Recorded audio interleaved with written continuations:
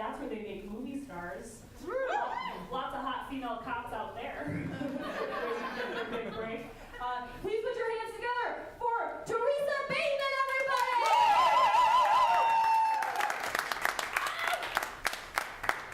Hey everyone. Hi. My name's Theresa. I have low self-esteem. It's good to be here.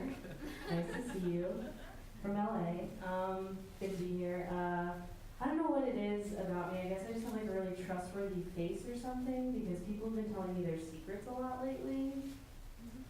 Like back in LA recently, I was in a Lyft and within like 2 minutes of me being in the car, my driver was like, "My driving privileges have been suspended 3 times." It's not relevant to the conversation, just completely out of nowhere. He was just like, I think if she knew this, she'd be cool with it. No, I don't feel safe now. And then a few days later, I was in an Uber, and within like 5 minutes of me being in the car, my driver was like, "I think I'm schizophrenic." And then proceeded to miss my exit 3 times. But the cherry on top of that was, I swear to God, the next day, like this all happened the same week. I was at a bar having some drinks, and this girl's kind of drunk, and she came up to me and was like, "You seem cool, let's be friends."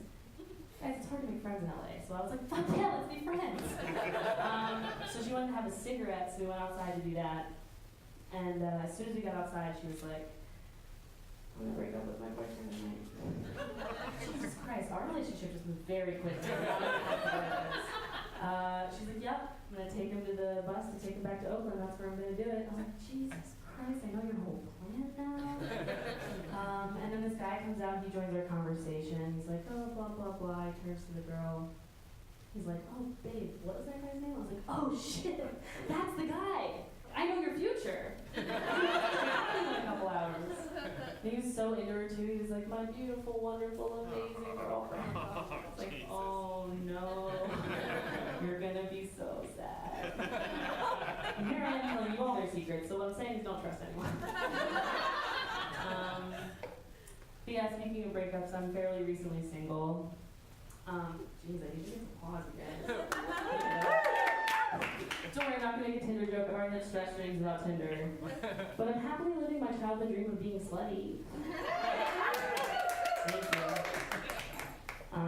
But yeah, no, I've learned a lot about myself. Like, I was never that comfortable, like, referring to someone as my boyfriend, but I'm, like, stoked to talk about my ex. I feel like that's, like, how it's always meant to be. And I had this idea for, like, Facebook relationship status where instead of deleting it from your profile, you put an end date, like, with jobs. Like, where it wasn't yet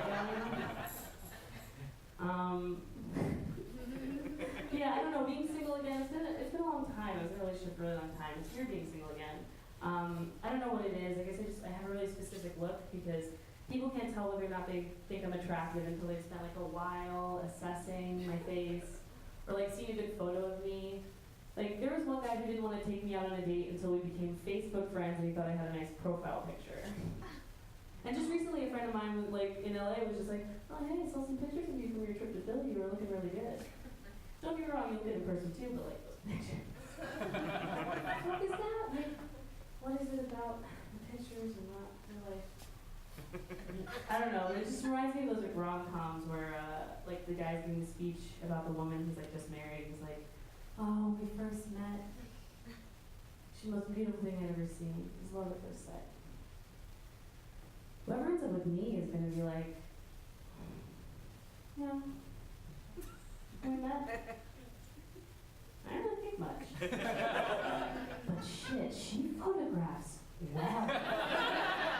Our wedding night, he's gonna like put a photo of me over my actual face. Like, "Oh, you look so good in this one." Do you guys ever swipe left on someone just because you think they're too hot for you? That's the same.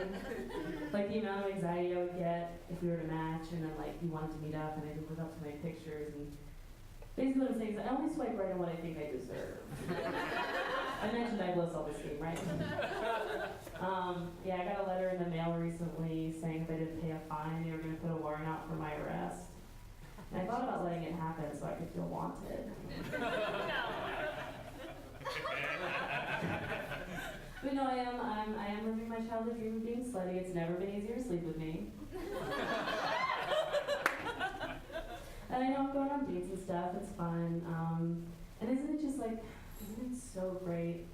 Ladies, tell me if this happens to you. You go out on a date, it's really fun. The guy's really cool, he's really nice, he's funny, he pays for everything, it goes really well. And then, so it goes well, so you go back to his place, you guys have some drinks, you get to know each other, it's really fun. So that goes well, so then you have sex. Sex is pretty good. You're just like loving it, you're just like laying in the afterglow, feeling grateful. And he turns to you and he says, "You have kind of a masculine energy when you're fucking." That wasn't good for my self-esteem. But yeah, maybe you could blame all the dudes that I ended up having to hang out with in high school because none of them wanted to date me. Just kidding, gender's more complicated than that. Yeah, I'm a woman, I identify as a woman, and being a woman's hard, like there's always pressure. You have to like be pretty all the time, you have to be smart but not too smart, you don't want to threaten anybody, be fun but not crazy. And it's hard, it's hard to feel safe. Like I don't feel safe in my neighborhood. But I do have pepper spray to protect myself in case anything were to happen. But anytime I consider taking it with me, I have to ask myself, like, Theresa, do you really look that good? Like, good enough for sexually assault? Because I don't know if you guys have heard, but people only get sexually assaulted when they're looking like super fucking hot. I'm not feeling that confident most of the time. Like, I'm the girl that some random dude at LA Fitness thought he had to cheer on so I wouldn't give up running on the treadmill. That's why.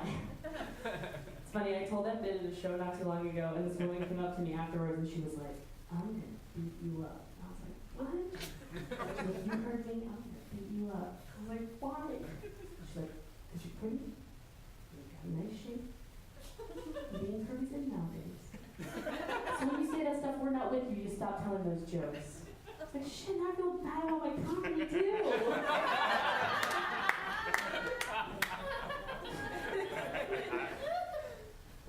Yeah, no, I don't know. It was easier as a kid. I had a lot more confidence as a kid. The simpler times, I miss simpler times. Like, there's no anonymity on the internet anymore. Like, I could learn anything about any of you in like a number of seconds. It's weird. Back in the day, all you had to do was like make a screen name, go into a chat room, be anybody you wanted to be. I spent most of 5th grade pretending I was a 16-year-old blonde cheerleader from Florida, and I had a chat room internet boyfriend named Bubba. Definitely not a real person, for sure. But nowadays, you do that, you get called out on national television for catfishing. Grow up. Back in the day, everyone was catfishing. It was weird if you weren't catfishing. And like, I don't want to be reminded that Bub was probably a 40-year-old creep. I just want to love him. Are you kidding me? Someone thinks I'm so great that they have to pretend to be somebody else just to get me.